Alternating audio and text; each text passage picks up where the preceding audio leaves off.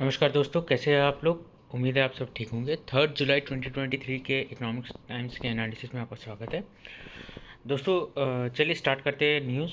उम्मीद है आप सारे वीडियोस को देख रहे होंगे और अपने दोस्तों को इस चैनल के बारे में सब्सक्राइब करने के लिए ज़रूर इन्फॉर्मेशन दे रहे होंगे। कमेंट सेक्शन में दोस्तों आप मुझे बता सकते हैं वीडियो में अगर आपको कुछ इम्प्रूवमेंट चाहिए या वीडियो आपको कैसा लग रहा है या किस हिसाब से हेल्पफुल है। और मैंने एक चीज़ और रिक्वेस्ट किया था कि अगर आप कमेंट में ये चीज़ बता सकते हो कि आप किस प्रोफेशन से रिलेटेड हो। कुछ लोगों ने कमेंट किया, मैं सबके कमेंट्स अगर आते तो मुझे अच्छा लगता है। चलिए स्टार्ट करते हैं।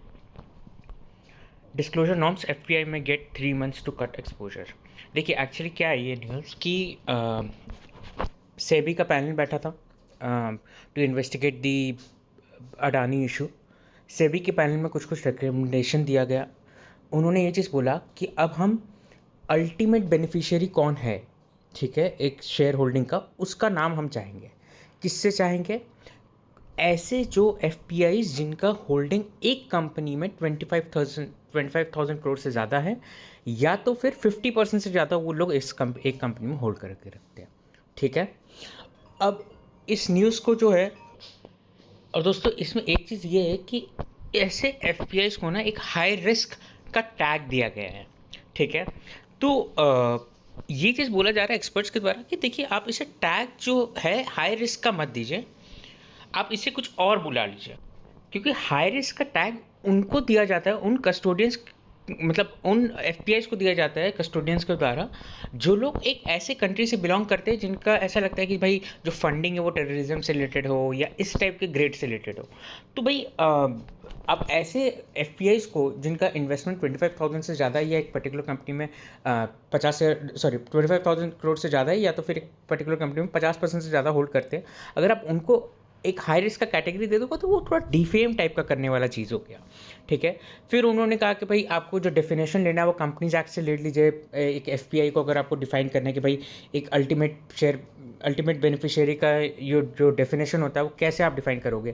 भाई 20% से ज़्यादा अगर कोई कंपनी में होल्ड कर रहा है तो उसका एक होल्डिंग कैसे आप डिफाइन करते हो। फिर 26% से ज़्यादा होल्ड करता है तो फिर आप उसको स्ट्रैटेजिक माइनॉरिटी के अंदर इन्वेस्ट करते, मतलब स्ट्रैटेजिक माइनॉरिटी के अंदर क्लासीफाई कर देते हो। तो वगैरह वगैरह ये डिटेल थोड़ा न्यूज़ है। और ऑपरेशंस में कोई इसमें चेंजेस नहीं होंगे, बस थोड़े बहुत डिस्क्लोजर में चेंजेस होंगे। सेबी ने इस डिस्क्लोजर के चेंजेस को देने के लिए 6 महीने का टाइम दिया था। अब दोस्तों उसे रिड्यूस करके एक्सपर्ट ये चीज़ बोल रहे हैं कि हम 3 महीने में भी लोग कंप्लाई कर सकते हैं। क्योंकि देखिए एफ जो रहते हैं ना, वो एक पर्टिकुलर कंपनी में वो लोग चर्निंग करते रहते हैं अपने पोर्टफोलियोज़ का, कि एक पर्टिकुलर कंपनी में बहुत ज़्यादा लॉन्ग दिन तक इन्वेस्टेड नहीं रहते। वो लोग अपना थोड़ा इधर से पैसा घुसाए, इधर पैसा निकाल दिया, इधर से पैसा घुसाया, उधर पैसा निकाल दिया। तो 3 महीने में अगर वो लोग चर्निंग करते रहते हैं तो उनको समझ में आ जाएगा कि हाँ भाई हमको या तो अपना शेयर होल्डिंग को कम करना है, सो 3 मंथ्स आर एनफ, या तो अपना सिर्फ एडिशनल डिस्क्लोजर देना है अगर हम शेयर होल्डिंग को कम नहीं करते। तो दैट्स इट। नेक्स्ट न्यूज़ दोस्तों छोटा सा न्यूज़ है, पॉलिटिकल न्यूज़ है, बट मुझे ये न्यूज़ पढ़ के काफ़ी अजीब लगा कि भाई पॉलिटिक्स काफ़ी अनप्रिडिक्टेबल चीज़ होती है। बस मैं इतना ही बोलना चाहूँगा। Ajit Pawar is Maharashtra deputy CM again. Ajit Pawar जो आपको पता हो कि महाराष्ट्र के डेप्यूटी सीएम बने थे जब बीजेपी ने, जब वो इनके साथ अलायंस तोड़ के, शिवसेना के साथ अलायंस तोड़ के फिर वो जब इधर गए थे बीजेपी के पास, तो वो कुछ घंटों के लिए डिप्टी सीएम बने थे। उनका केस क्लोज हुआ एंड देन वो वापस से फिर इसमें ज्वाइन कर लिए, शिवसेना ज्वाइन कर लिए। अब वो वापस से शिवसेना मतलब उनकी ग्रुप ज्वाइन कर लिया, उनकी पार्टी की जो गठबंधन है वो ज्वाइन कर लिया था उन्होंने। अब वापस से जो है उनका जो पार्टी है बीजेपी की तरफ चले गए हैं। बीजेपी बोलूँगा मैं, महाविकास अघाड़ी की तरफ चले गए हैं, एमवीए की तरफ। तो देखिए अब मैं ये चीज़ बोलना चाहूँगा बस कि पॉलिटिक्स में लोग लोगों के लिए काम करते हैं। मतलब अब जहाँ पे उनको ऐसा लगता है कि लोगों के लिए ज़्यादा बेनिफिशियल रहेगा वो वहाँ पे जाके ज्वाइन कर लेते हैं, बट काफ़ी अनप्रेडिक्टेबल है, ये चीज़ मैं ज़रूर बोलूँगा। फिर एक नेक्स्ट न्यूज़ दोस्तों, friends may have bigger influence on gen Z whether they step out when they step out to shop. Actually ये न्यूज़ में ये चीज़ बोला गया है कि भाई जो फ्रेंड्स रहते हैं वो ज़्यादा इन्फ्लुएंस करते हैं जेन जी के डिसीजंस को, रादर देन वो इन्फ्लुएंसर्स या ब्लॉगर्स जो रहते हैं। उनका ये चीज़ मानना है कि जेन जी जो है वो अपने फ्रेंड्स से ज़्यादा सजेशन लेते हैं, ठीक है। 50% more are like they are 50% more likely to buy products based on the friends recommendation. फिर उसके बाद कुछ कुछ स्टीरियोटाइप्स को मतलब ख़त्म कर देने वाली न्यूज़ है, जैसे कि 71% जेंजी में want better safety features on dating apps, ठीक है। 70% main want better features on dating app. Sorry दोस्तों, ये न्यूज़ है तो मुझे बस कवर करना पड़ रहा है, नहीं तो ऐसा हो जाता है कि कोई न्यूज़ ऐसे मैं कवर ना करूँ तो फिर वो आ जाता है कि भाई न्यूज़ कवर नहीं हुआ ये, तो इसलिए मैं बस कवर करने को कर रहा हूँ। फिर 70% gen Z place a good trailer above factors like cast and marketing to decide whether to watch a movie और शो, ठीक है। 71% gen Z shoppers prefer environmental friendly brands. फिर उसके बाद 63% जेंजी जो है उस ब्रांड को सपोर्ट करते हैं जो सोशल कॉज को सपोर्ट करे। ये सब सारे छोटे न्यूज़ है दोस्तों। देखिए, अगर आपको कोई जेंजी के बारे में कुछ लिखना है, कुछ बोलना है, तो आप ये सब पॉइंट्स बोल सकते हो कि जेंजी के बारे में जो एक नेगेटिविटी है हमारे सोसाइटी में कि जेंजी अलग है, ये है, वो है, ऐसा कुछ नहीं है। वो लोग बस डिफरेंट है। वो लोग गलत या सही का नहीं बोलूँ, वो लोग बस डिफरेंट है and society has to accept it, ठीक है। फिर उसके बाद no end to retailers travellers even with end of season sale. Retailers के पास काफ़ी स्टॉकअप किया हुआ है माल, तो अब क्या हो रहा है कि रिटेलर्स उसको बेच नहीं पा रहे। कई सारे कंपनीज हैं वो एंड ऑफ सीजन सेल लेके आया, बट समहाउ वो काम नहीं कर रहा है अभी, क्योंकि अभी भी फ़िलहाल रिकॉर्ड हाई में उनके पास स्टॉक्स है। तो अब हो सकता है वो ऐसा स्ट्रैटेजी लेंगे। अब जैसे मान लीजिए केस स्टडी आता है, तो अगर आप इसको केस स्टडी को सॉर्ट आउट करना है तो क्या सोल्यूशन दे सकते हो। देखिए दोस्तों, इस आर्टिकल में जो सजेशन दिया मैं वो बता सकता हूँ आपको। उन्होंने ये चीज़ बोला कि rather than different brands bringing up their discounts at different time, the brand should coordinate and bring the discounts at the same time so that they can have more footfalls and ultimately can sell off their products. तो क्या होता है, एक company discount लगाई, दो company discount लगाई, भले ही लोग ना जाए, पर हाँ एक साथ में अगर 10-10 कंपनी 20-20 कंपनी या 80% ऑफ द कंपनीज डिस्काउंट लगाती है तो फिर लोग ज़रूर जाते हैं। तो ये एक तरीका है। अगेन आपको कोई केस स्टडी वगैरह में, अगर आपको इंटरव्यू वगैरह में पूछा जा सकता है, अगर आप कोई स्ट्रैटेजिक इंटरव्यू वगैरह में जा रहे हो तो आप ज़रूर ये सजेशन कोट कर सकते हो। नेक्स्ट इज दोस्तों, general insurance face tough choice on pushing growth and sustaining margins. देखिए न्यूज़ क्या बोल रहा है, बेसिकली जनरल इंश्योरेंस वगैरह है, उनका जो अभी एक रेशियो है जिसको हम बोलते हैं द कंबाइंड रेशियो, वो अभी 100% से ऊपर जा रहा है। कंबाइंड रेशियो का मतलब क्या है? कंबाइंड रेशियो का मतलब है कि भाई आपके ऊपर में सारे आपके एक्सपेंसेस, आपने जितना क्लेम दिया वो चीज़ लिखा जाएगा, और डिनोमिनेटर में क्या लिखा जाएगा, आपके प्रीमियम्स जितना आ रहे हैं। तो आप खुद के लॉजिक लगाइए। अब आप बताइए, अगर 100% के अबव होगा जिसमें आपका क्लेम्स और एक्सपेंसेस ज़्यादा है, तो that means the ratio is above 100%, that means you are incurring loss rather than profit. और अगर ये रेशियो बिलो 100% होगा तो क्या होगा, your premiums collected is more than your claims and expenses combined. So this combined ratio should ideally remain below 100%. अभी कई सारे कंपनीज में ये चीज़ देखा गया है कि जो रेशियो है करीब 100% के ऊपर ही है। जैसे ICICI लोम्बार्ड में देखा गया है कि ये रेशियो 104% है।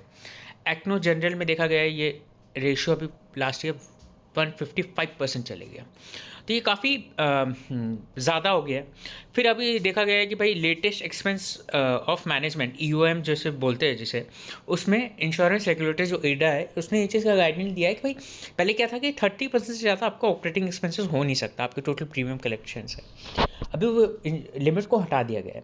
तो अब ये क्योंकि लिमिट हटा दिया गया है तो अब इंश्योरेंस कंपनी और ज़्यादा हो सकता है एक्सपेंडिचर करेगी ऑपरेटिंग में, जिससे उनको प्रीमियम तो मिलता नहीं है, प्रीमियम तो जो मिलना था वो तो मिल गया है, अब ऑपरेटिंग में जिसको चलाने का खर्चा है, ठीक है। तो अगर वो ज़्यादा स्पेंड करेगी तो ऑब्वियसली फिर ये रेशो क्या हो जाएगा, कम हो जाएगा कि ज़्यादा हो जाएगा, ज़्यादा हो जाएगा। तो इसके लिए बस ये न्यूज़ है कि भाई जनरल इंश्योरेंस कंपनी को काफ़ी टफ हो रहा है ये चीज़ करने में, सस्टेन कर नहीं कर पा रहे अभी फ़िलहाल। इनको कुछ अपना अपना स्ट्रैटेजी बदलना पड़ेगा ताकि ये लॉन्ग टर्म में सस्टेन कर पाए।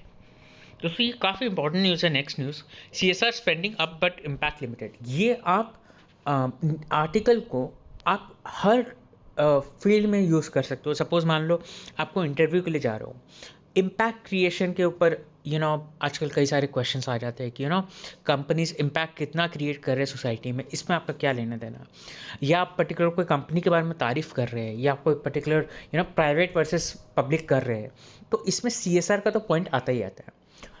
और अगर आप कोई कंपेरेटिव एग्जाम यानी कि सिविल सर्विसेज की तैयारी कर रहे हैं, तो उसमें तो मतलब डेफिनेटली आप इसको मेंस के आंसर राइटिंग में आप इसे कोट कर सकते हो। क्या है news? CSR spending up but impact limited. देखिए क्या है कि CSR का जो स्पेंडिंग है वो पिछले साल से लगभग 70% के आसपास बढ़ गया है। CSR आपको पता होगा कि भाई कॉर्पोरेट सोशल रिस्पॉन्सिबिलिटी, कुछ ऐसे कंपनीज है जिसको 2% ऑफ देयर प्रॉफिट खर्चा करना पड़ता है सोसाइटी के लिए। तो अभी CSR का स्पेंडिंग अप हो चुका है, बट उसका इम्पैक्ट लिमिटेड हो गया। जैसे कि एक केस इन्होंने बताया है कि भाई 10 key states grab 44% of the funds, but 8 northeastern states just grab 0.91% of the total funds. मतलब that is too less. आप सोचो, जिस स्टेट्स को सबसे ज़्यादा ज़रूरत है उनके पास तो सिर्फ 0.91% यानी कि 1% भी नहीं जा रहा है। और जो स्टेट्स, ठीक है मैं ये नहीं बोलूँगा उनको ज़रूरत नहीं, but already well to do है थोड़ी, उनके पास इतना ज़्यादा जा रहा है फंडिंग। पहला तो ये, ठीक है। फिर उसके बाद विजिबिलिटी और इम्पैक्ट का जो असेसमेंट है ये अच्छे से प्रॉपरली होता नहीं है कि ये फंड का क्या इम्पैक्ट अल्टीमेटली जाने वाला है, उसका असेसमेंट हो नहीं पा रहा है। तो इस चीज़ को बढ़ाने की ज़रूरत है, ठीक है। नेक्स्ट न्यूज़ दोस्तों कंपनी स्पेसिफिक है, बट ये न्यूज़ कई सारे कंपनीज के लिए रिलेटेड है, इसलिए मैं आपको ये न्यूज़ कवर कर रहा हूँ। न्यूज़ क्या बोलता है? High court stage IT assessment of PE creations investment. देखिए ऐसा पहले भी हुआ है। क्या होता है कि इंडियन कंपनीज़ में अगर आप कोई इन्वेस्टमेंट कर रहे हो प्राइवेट कंपनीज़ में, तो आपको एक पर्टिकुलर अमाउंट से ज़्यादा आप उसे पे नहीं कर सकते, फेयर वैल्यू से ज़्यादा पे नहीं कर सकते। अगर पे करते हो तो क्या होता है, उस पर आपको टैक्स पे करना पड़ेगा। कौन सी कंपनी को टैक्स पे करना पड़ेगा? जो कंपनी रिसीव कर रही है। अब होता क्या है, PE फर्म्स जब इन्वेस्ट करती हैं ना दोस्तों, और जो खास करके जो स्टार्टअप्स है, उनके वैल्यूशन कभी भी उनके बुक वैल्यू से मैच नहीं करेंगे या फेयर वैल्यू से मैच नहीं करेंगे। उनके वैल्यूशन हमेशा ज़्यादा होते हैं, क्योंकि आप PE का जब वैल्यूशन करते हो तो आप फ्यूचर कैश फ्लोज को इंकॉर्पोरेट करके उसको वैल्यूशन करते हो। तो इसमें क्या हो रहा है कि PE क्रिएशन जो है उसने भी इन्वेस्टमेंट किया था इंडियन कंपनी में। अब ये चीज़ बोला जा रहा है कि भाई जो इंडियन कंपनी जो इधर थी,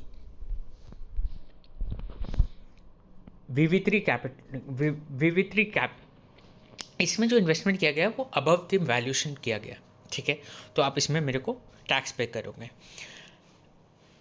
अब ये चीज़ देखिए, ऐसा भी होता है कंपनीज़ में कि भाई ये क्या करते हैं, एक कंपनी अपना फंड को बाहर भेज देती है in the form of dividend या कोई भी चीज़ के फॉर्म में।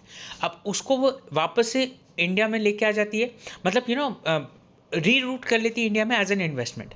तो इससे क्या होता है, आपको कंपनी को पैसा पहुंचाना था।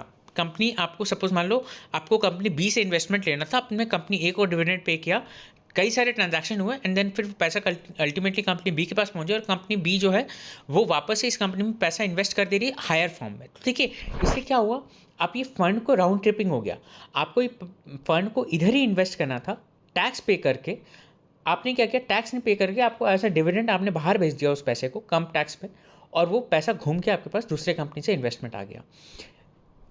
इस चीज़ को रोकने के लिए कई सारे जो लॉज है वो बनाए गए, और कई सारे ऐसे भी लॉज है कि भाई जो कि ब्लैक मनी इन्वेस्ट नहीं हो जाए हायर फॉर्म ऑफ वैल्यूशन में, उसके लिए भी ये सेक्शन बनाया गया है इनकम टैक्स एक्ट में कि भाई एक पर्टिकुलर वैल्यूशन से ज़्यादा कोई कंपनी ना ले पाए।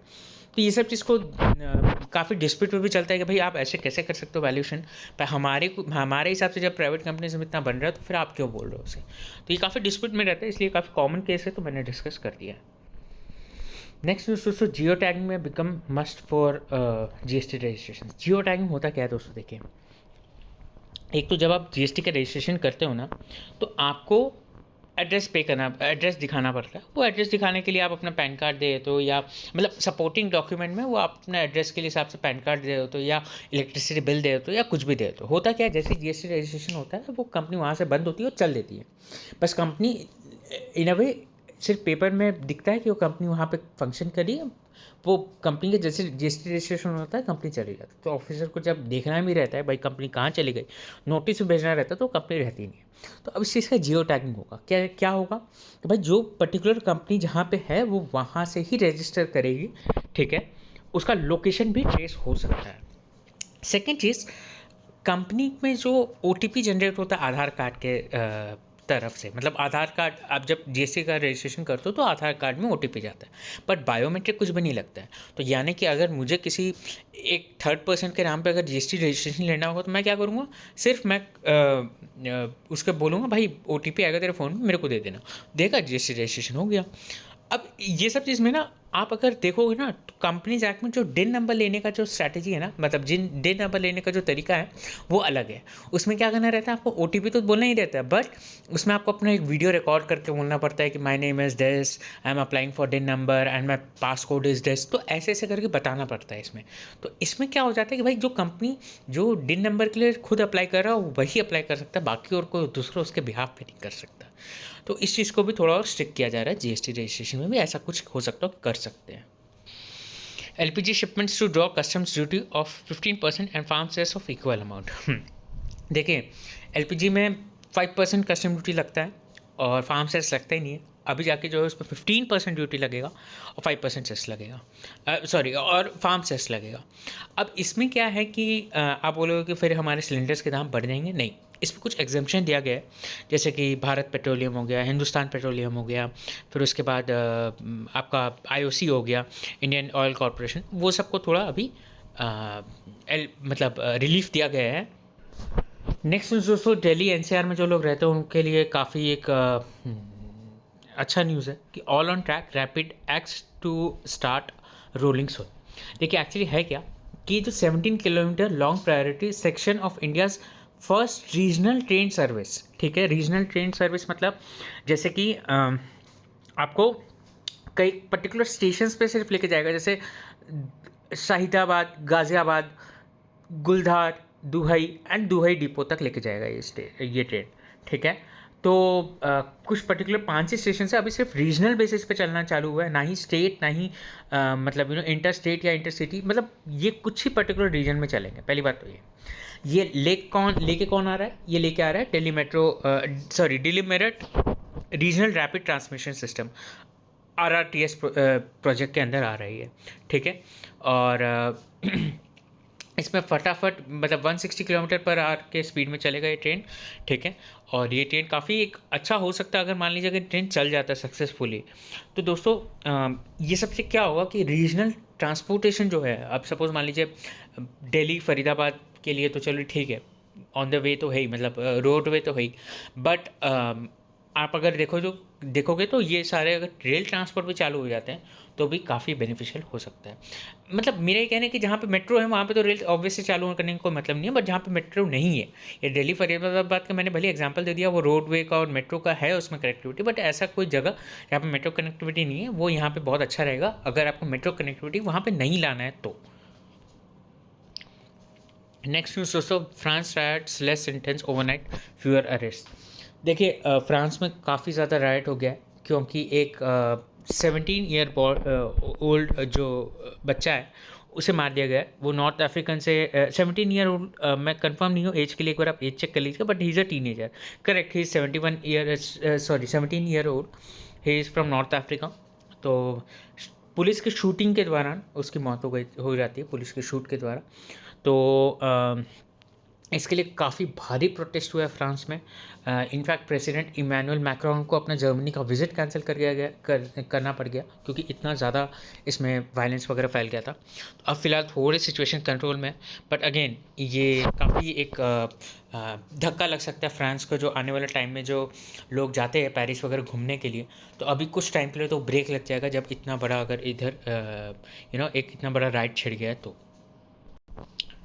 फिर आज का लास्ट न्यूज़ दोस्तों, SGX Nifty will be traded as GIFT Nifty from today और all outstanding orders will be transfer to NSE 9 at the IFSC। देखिए ये न्यूज़ क्या है कि सिंगापुर SGX निफ्टी एक इंडेक्स है, वो एक डेरिवेटिव है जो कि किस पे बेस्ड है, निफ्टी 50 वाले इंडेक्स पे बेस्ड है। अब पहली बात तो SGX 50 का नाम चेंज करके गिफ्ट निफ्टी कर दिया गया है, ठीक है, पहला तो ये चेंज है। सेकंड चीज़ ये है कि अब वो इंडिया के गिफ्ट सिटी जो फाइनेंशियल सेंटर है उधर पे ट्रांसफ़र कर दिया जाएगा सारा कॉन्ट्रैक्ट्स, मतलब 7.5 बिलियन डेरिवेटिव ट्रेड जो रहेगा ये नोशनल वैल्यू है ऑब्वियसली, ठीक है, मतलब इतना रुपीज़ का ट्रेडिंग नहीं हो रहा है या इतने डॉलर्स का ट्रेडिंग नहीं हो रहा है, ये एक नोशनल वैल्यू है। और वो शिफ्ट हो रहा है इंडिया फ्रॉम, वो शिफ्ट हो रहा है अब इंडिया में, मतलब अब वो SGX निफ्टी जो है वो गिफ्ट निफ्टी की तरफ से ट्रेड होगा। पहला न्यूज़ ये है, दूसरा न्यूज़ ये है 7.5 बिलियन का जो ट्रेड है अब वो इंडिया शिफ्ट हो रहा है। दोस्तों इसमें फ़ायदा क्या है, देखिए इंडिया भी अब फाइनेंशियल सेंटर्स जैसे बनते जाएगा, जैसे कि दुबई है, मॉरिशस है, ये सब सारे फाइनेंशियल सेंटर्स है। तो इंडिया का जो गिफ्ट सिटी बनाया गया है गुजरात में, वो भी अब ऐसा एक फाइनेंशियल सेंटर बन के उभरेगा, सो दैट इंडिया की जो ट्रेड है वो अब इंडिया में ही हो, इंडिया से बाहर ना हो, ठीक है। तो काफ़ी एक अच्छा मैं बोलूँगा सक्सेस वाला बात है जो गिफ्ट सिटी बनाया गया है उस चीज़ के लिए, मतलब मोदी सरकार के लिए मैं बोलूँगा काफ़ी, तो क्या मतलब थोड़ा सा एक सक्सेस वाली बात तो है। देखिए दोस्तों कि अगर इंडिया में ये सब चीज़ का ट्रेडिंग होना चालू हो जाता है तो सो ये अग्रीमेंट किसके किसके के बीच में किया गया, एक तो सिंगापुर स्टॉक एक्सचेंज के बीच में और एक ये NSE के बीच में, ठीक है। तो NSE अब जो है उसका प्लेटफॉर्म प्रोवाइड कराएगा कि भाई आप उस पर ट्रेड कर सकते हो। तो that's it from my side दोस्तों, उम्मीद है आपको लेक्चर पसंद आया होगा। वीडियो पे लाइक ज़रूर करिए, कमेंट करके ज़रूर बताइए कि कैसा लग रहा है लेक्चर, अगर कोई इंप्रूवमेंट है, कोई सजेशन है तो प्लीज़ लेट मी नो, और सब्सक्राइब खुद भी करिए और अपने दोस्तों को भी रेकमेंड करिए। Have a nice day.